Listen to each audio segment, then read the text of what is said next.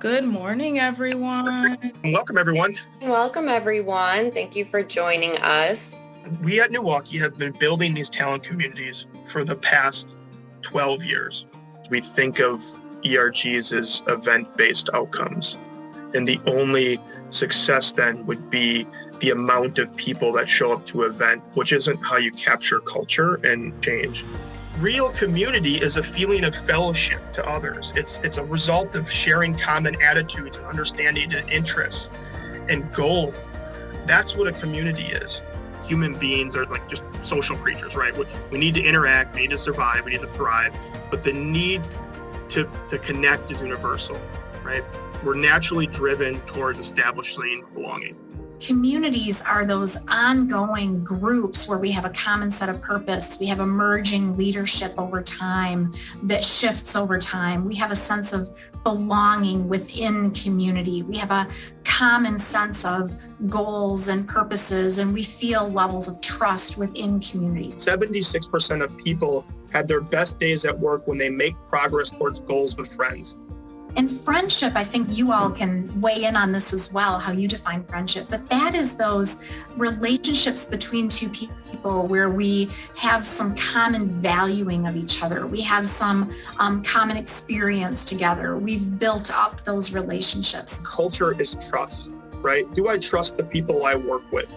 And if there's an environment of this psychological safety, that's good culture.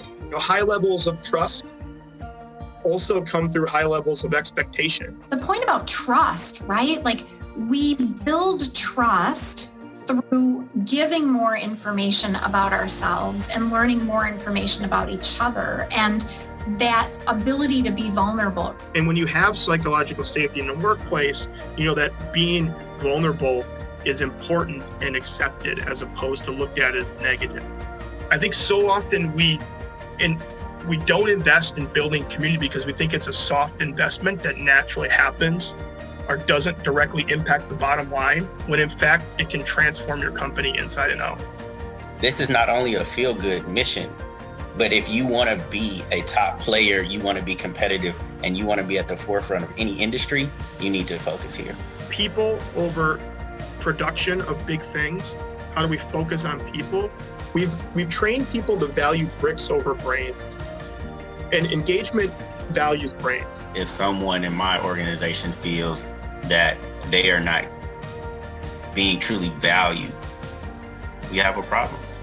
And to truly be versed on that is a continual learning, and it's a continual exercise, and it's a choice that you make every day. We need to start thinking about investing more in this intellectual infrastructure. Intellectual infrastructure is building trainings and information on how people operate. And I think from a research standpoint, one of the things that we absolutely know is that when we are in productive relationships as humans with each other, we tend to release oxytocin, which is our feel-good chemical. When people build social ties at work, their performance improves. But if you don't interact and engage and connect deeper to your coworkers in today's time, do you really work with them?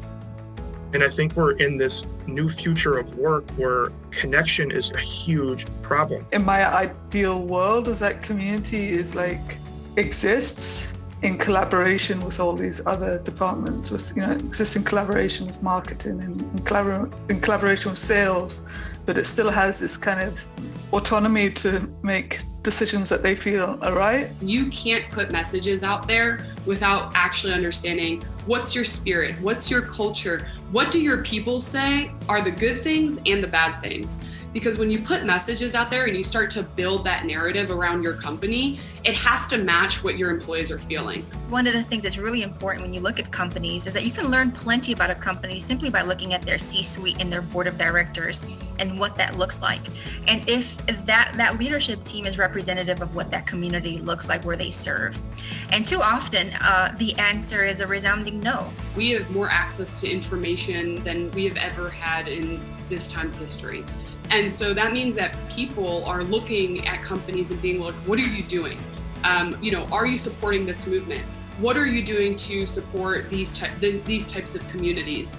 It's one thing to build a brand, it's another thing to activate it and bring it to life. A space isn't a place until someone does something that you haven't intended for that use, right? So someone creates ownership of something.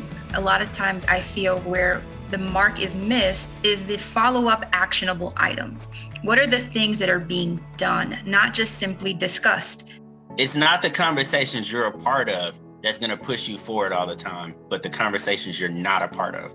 At some point in your career, we all have to find our voices. I am a culture champion, and that's how I think of myself. We have to be able to share and discuss. I call it unlocking the door for folks who didn't know that the door could be opened. And I kick the door in aggressively. I do it unapologetically. We have to point out those obvious elephants in the room that no one wants to talk about. I Vanna White those elephants. I'm like, hey guys, look, this is what's here, and we have to talk about it. Because we've always been told to treat others like you'd like to be treated. But really what we should focus on is treating others like they like to be treated.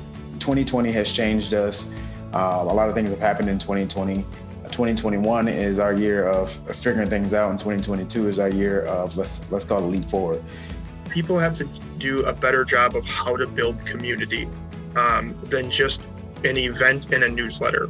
Community is, I think the best example or how you measure it that I've heard is monthly reoccurring relationships. How many people are meeting outside of your control and meeting organically to connect on things that they need to achieve, whether that's personally or professionally? And how do you create more monthly reoccurring connections? The future of community is invested in, is respected.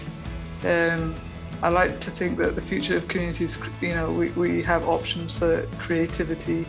And we kind of have an opportunity here. We have a once-in-a-generation opportunity to reimagine really everything about the way we work in our jobs, the way we run our companies, and especially how the way we attract and retain talent.